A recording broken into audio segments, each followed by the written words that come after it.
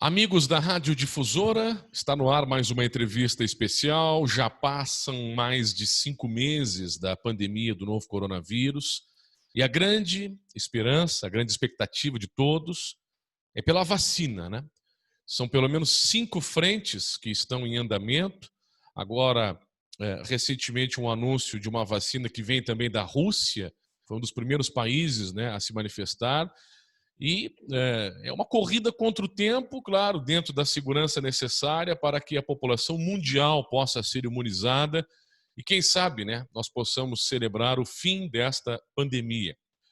E é por isso que a nossa entrevista hoje, aqui na programação, online e também pela Rádio Difusora 890, nós vamos conversar com o deputado federal Pedro Westphalen, que é o presidente da Câmara, na Câmara dos Deputados, é o presidente da Frente Parlamentar do Programa Nacional de Imunizações e que é membro, né, coordenador também da Comissão Externa de Combate ao Coronavírus, uma comissão que foi criada dentro da Câmara Federal e que está muito alinhada, né, nesse processo de vacina. Subimos, inclusive, que o deputado esteve visitando aí a Fiocruz, né, vendo esse trabalho técnico em loco.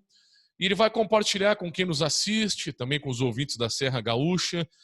Será que estamos próximos da vacina, deputado Pedro Westphalen? Bem-vindo aqui à Rádio Difusora. Bom dia. Muito bom dia, ouvintes da Difusora. Prazer muito grande falar com um amigo aí. Já de antemão, dando um grande abraço aí no nosso Vonley, nosso diretor da emissora, o nosso Vonley vereador, o nosso prefeito, os companheiros de Bento Gonçalves, essa cidade acolhedora, dos bons vinhos, da boa gente, da boa comida. Em tempos de pandemia, nós temos que ter um olhar positivo para frente. Realmente são duas atividades importantes.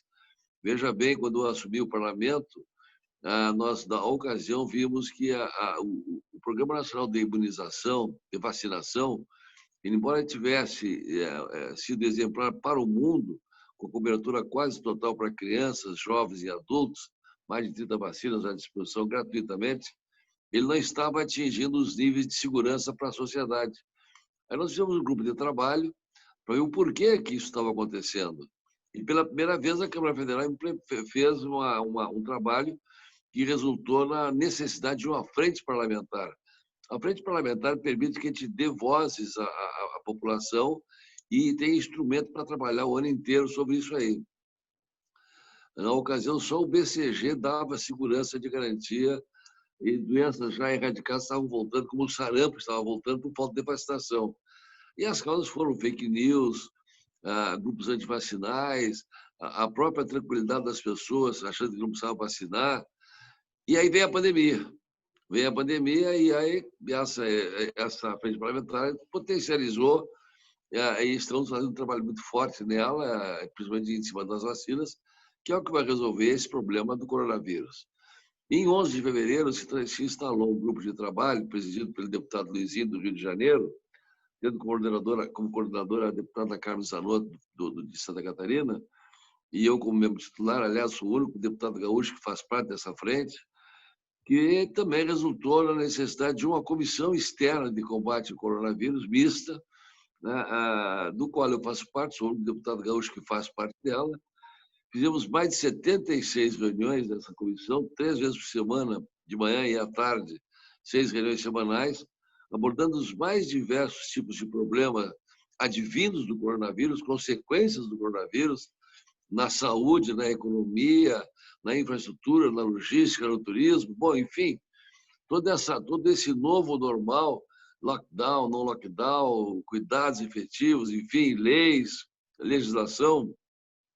Eu tive a oportunidade de ser autor de uma das leis mais importantes, acho que só isso já valeria o meu mandato, que foi a Lei 13.992, que faz com que o SUS pague aos hospitais contratualizados, laboratórios e clínicas, a integralidade do contratualizado, porque eles não vão atingir o contratualizado porque são proibidos os procedimentos seletivos e nós reduziríamos em 50% o financiamento desses hospitais. Inclusive, o Hospital Taquiri de Bento foi beneficiado e está podendo funcionar por causa dessa lei. Agora, espero que hoje vote a Lei 3058, da minha autoria também, está no Senado, já passou na Câmara Federal, que é para prorrogar essa lei até setembro, porque essa lei era até julho, e aí sim nós temos aí praticamente o beneficiamento de 5 mil instituições de saúde no país, mais de 3 mil hospitais e mais de 5 mil clínicas, laboratórios, ambulatórios e a paz do Brasil inteiro, que estão recebendo integralmente, portanto, mantendo seus quadros funcionais e o atendimento especializado. Isso foi uma das ações da Comissão Externa do Coronavírus. Ontem nós conseguimos vetar um veto muito importante, que era de uma lei que eu fui relator, que faz com que a Anvisa, em 72 horas, dê o certificado para que possam equipamentos e medicamentos já certificados, por exemplo, nos Estados Unidos, no FDA, que é a certificadora de medicamentos e equipamentos, na certificadora CE da Comunidade Europeia e do Japão, sejam utilizados no Brasil e certificados em 72 horas. Isso levava 2, 3 meses para acontecer. Isso vai ter que acontecer, a Anvisa vai ter que se agilizar. E aí vieram as vacinas, nós estamos estudando todas elas profundamente. São mais de 170 estudos no mundo. Nós temos alguns avançados, mais de 20 avançados. No Brasil, nós somos com 5 em teste, 6 já estão na terceira fase do mundo. No Brasil, nós tivemos na Fiocruz, há aproximadamente 20 dias atrás, um grupo de deputados. Fomos verificar como é que está o andamento. A Fiocruz tem 120 anos. E o Instituto Biomanguinhos, que faz todo esse processo de vacinas, tem 40 anos, foi 40 anos, e praticamente tem toda a capacidade instalada, tem 2 plantas instaladas para produzir a vacina de Oxford. Vimos em loco o que estava acontecendo, realmente nos impressionou bastante a importância da Fiocruz, que tem na produção de biofármacos, também de testes, que aumentou a sua capacidade, triplicou a capacidade por investimentos privados, e da vacina. Por que Biomanguinhos e por que a Fiocruz? Pela sua excelência. É a maior instituição da América do Sul em pesquisa, inovação e tecnologia na área da saúde. E já tem 2 plantas instaladas que produzem outras vacinas, que vão produzir aqui, vão inicialmente produzir 100 milhões de vacinas com os insumos vindo da Inglaterra, vindo de Oxford. Vai envasar e vai rotular aqui no Brasil em frascos com capacidade para 5 doses de vacina injetáveis, né? Inicialmente, 15 milhões em dezembro, 15 milhões em janeiro e depois mais 70 milhões. Mas o mais importante de tudo é que nós precisamos fazer uma medida provisória, o Brasil tinha que fazer, e nós chancelamos essa medida provisória, porque também a Oxford e a AstraZeneca, que é a empresa, ela vai transferir tecnologia para o Brasil. Isso é muito importante, porque o Brasil fica autossuficiente e capaz de produzir os insumos aqui mesmo. Porque o que vai resolver o coronavírus é, sem dúvida nenhuma, a vacina. É que nem a gripe 1, vai ter todo ano, nós vamos ter que vacinar. Nesse momento, é importante interromper esse ciclo. Então, já está feito. As boas notícias é que a Anvisa está acelerando o processo de certificação da vacina, porque agora ela tem que ser certificada e registrada para depois ser usada. E as previsões que era para maio do ano que vem passaram para março, para fevereiro, e talvez até o final do ano nós já tenhamos aí algumas vacinas prontas para serem usadas. Estamos trabalhando muito para isso. Na terça-feira agora, nós vamos a São Paulo, no Instituto Butantan, na segunda-feira, visitar o Instituto Butantan, que é um instituto paulista, que também tem 119 anos, vai 120 anos esse ano. Foi fundado pelo Dr. Vital Brasil, e que fez um convênio com a empresa chinesa Sinovac. Diferentemente da Fiocruz, fez um procedimento em que as 2 fases iniciais foram feitas na China, e a terceira fase, que é a fase de testagem humana, vai ser no Brasil, com financiamento do Butantan. Também 100 milhões de doses, também com transferência de tecnologia, as 15 milhões de doses primeiras, que já estão sendo testadas, inclusive aqui em Porto Alegre, no Hospital São Lucas da PUC, em todo o Brasil, elas virão já embaladas com seringa e com agulha para serem aplicadas. As outras 15 milhões virão também no começo do ano que vem, mas em frascos para 10 doses, porque a planta instalada em São Paulo é para 10 doses por frasco. É a mesma coisa, só o número de doses que varia. Ao mesmo tempo, nós estamos trabalhando muito na logística disso aí, porque chegando esse material, ele tem que ser distribuído em que temperatura. Aí chega o material, não tem seringa, não tem agulha, tem todo um processo que nós estamos trabalhando muito para poder atender a população e tranquilizar o país para voltar ao normal no seu funcionamento. Então, é um trabalho muito forte. Ao mesmo tempo, o Tecpar do Paraná fez um convênio com a Rússia, aliás, contra empresas da China, para fazer esses desenvolvimentos de vacina também. E temos a Pfizer e a Johnson Johnson fazendo também aplicações no Brasil. O Brasil é um país com tanta diversidade racial que ele é muito bom para fazer esses testes de vacinas aqui na terceira fase. Por isso, nós estamos incluídos nesse processo mundial, mas é importante que a gente tenha também autonomia para não depender do que aconteceu, por exemplo, com os Estados Unidos e o Brasil. Nós tínhamos lá comprado equipamentos de produção individual na China, estávamos com o avião carregado, foi o americano lá com uma força-tarefa e tirou de dentro do nosso avião equipamentos para eles. Isso demonstra também que em algumas questões nós temos que ter autonomia nacional. Sim. Bem, o senhor falou da questão da logística, né? Que é, claro, é uma preocupação. A gente tem visto aí o debate se vai ter seringa para todo mundo, mas a dúvida e aí no que compete o trabalho de um deputado, é importante falar, né, para que as pessoas que estão nos assistindo e nos ouvindo compreendam, né? Claro que um político ele tem que buscar políticas públicas, né, boas medidas, né, para que a população possa se beneficiar dessas políticas públicas. Mas nesse caso da vacina, a gente viu falar até em guerra comercial, né, países brigando. Qual que pode ser, além, né, da logística que o senhor disse, que é uma preocupação agora, que outros entraves poderiam aparecer aí? Porque nós estamos otimistas, mas também estamos preocupados, né, como sociedade, né, deputado? Nós temos que destravar a burocracia brasileira, que é um dos cânceres brasileiros. Por isso que nós celebramos ontem a derrubada do veto da Anvisa, que ela tem 72 horas para fazer com que facilite a importação de equipamentos e medicamentos importantes para o Brasil. A burocracia ela é um problema nacional. A logística, nós estamos em contato com a FAB, nós temos aqui no Brasil um diferencial sobre os outros países, que é o Sistema Único de Saúde, e tem as ramificações que chegam na ponta através do agente de saúde, os PSFs, as unidades básicas de saúde da família, grupos de vacinação que chegam nos mais longínquos lugares. O importante é fazer chegar lá. Nós temos que produzir leis efetivas. Essa lei que eu fui relator, que faz com que a Anvisa faça esse destravamento, produzido pelo Parlamento.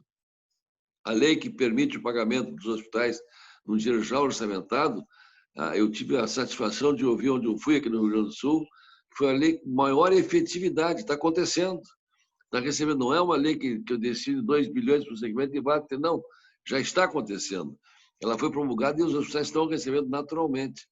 Eu acho que essa é a obrigação do homem público, é dar resposta efetiva à sociedade, superando a burocracia, que é um dos nossos cânceres aí, sem dúvida nenhuma.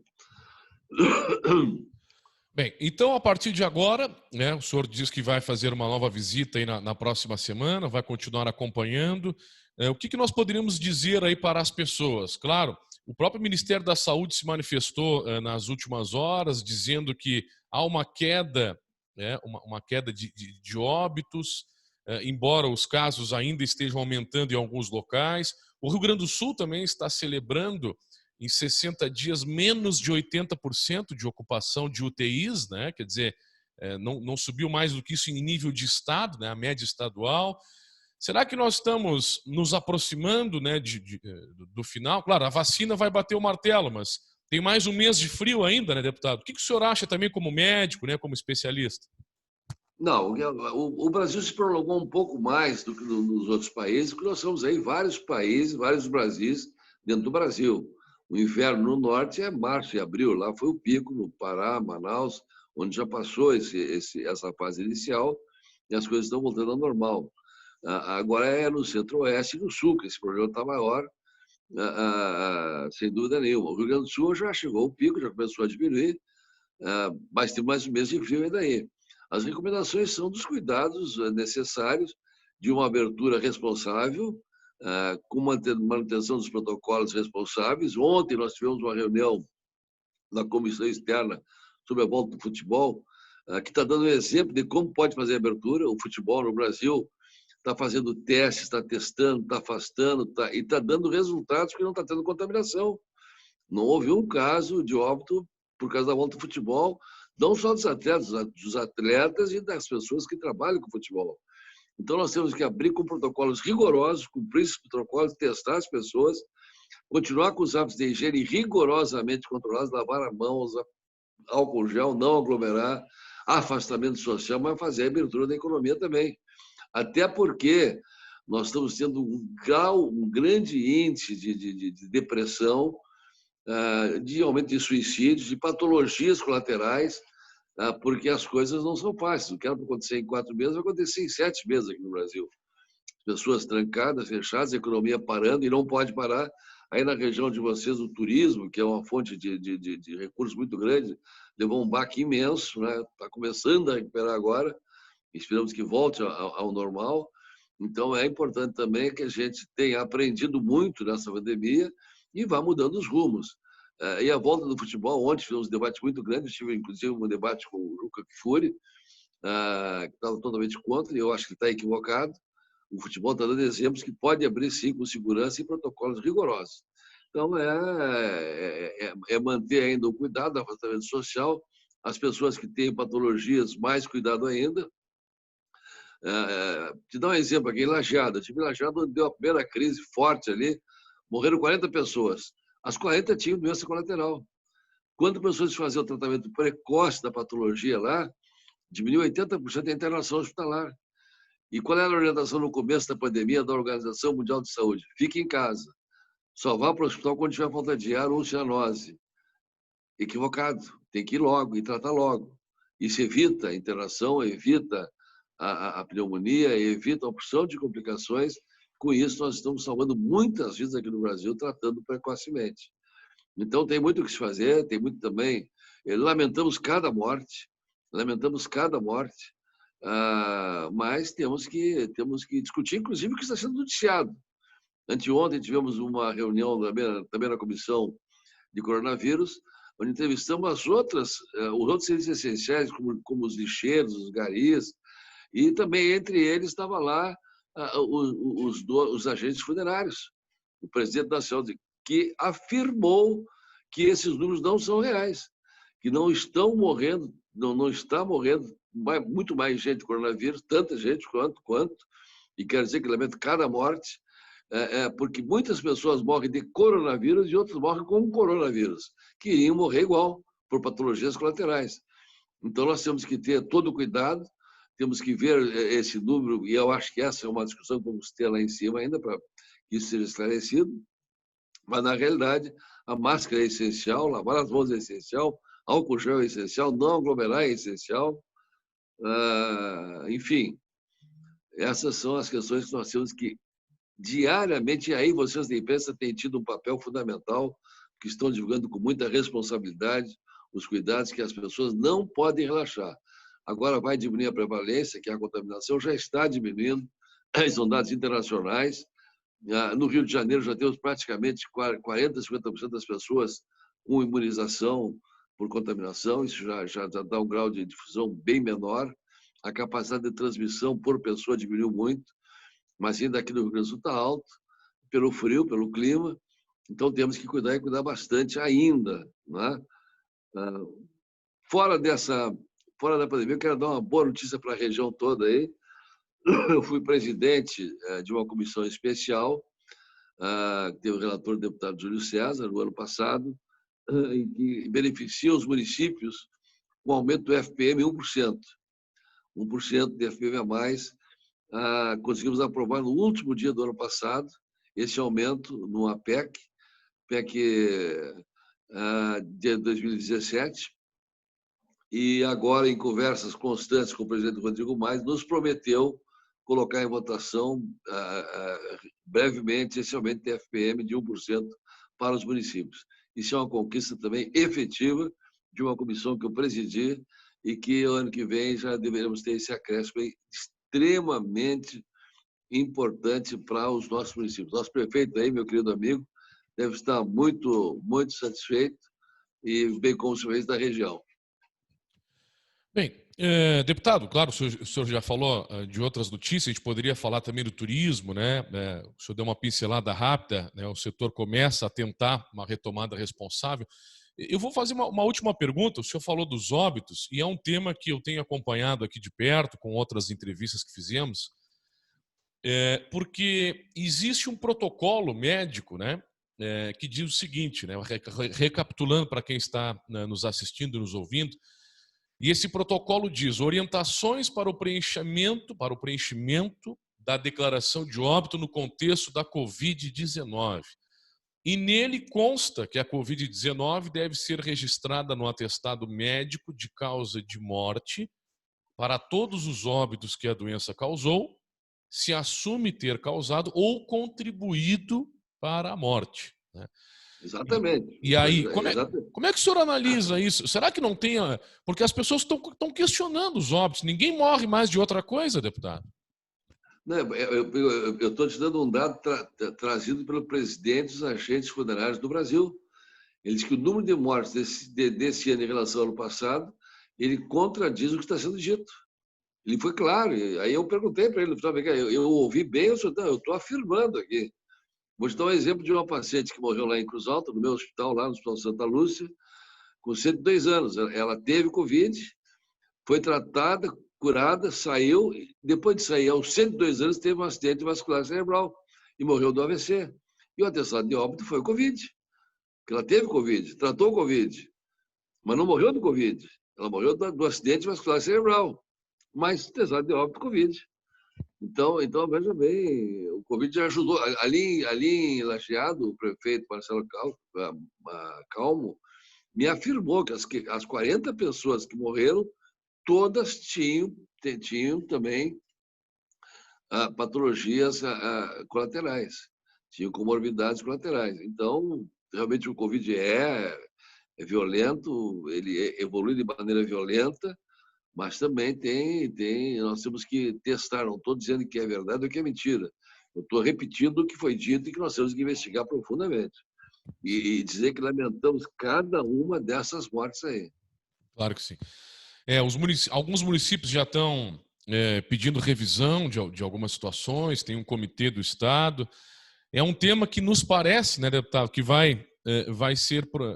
A Itália agora, né, teve a revisão de alguns óbitos lá, né, voltou atrás em alguns números.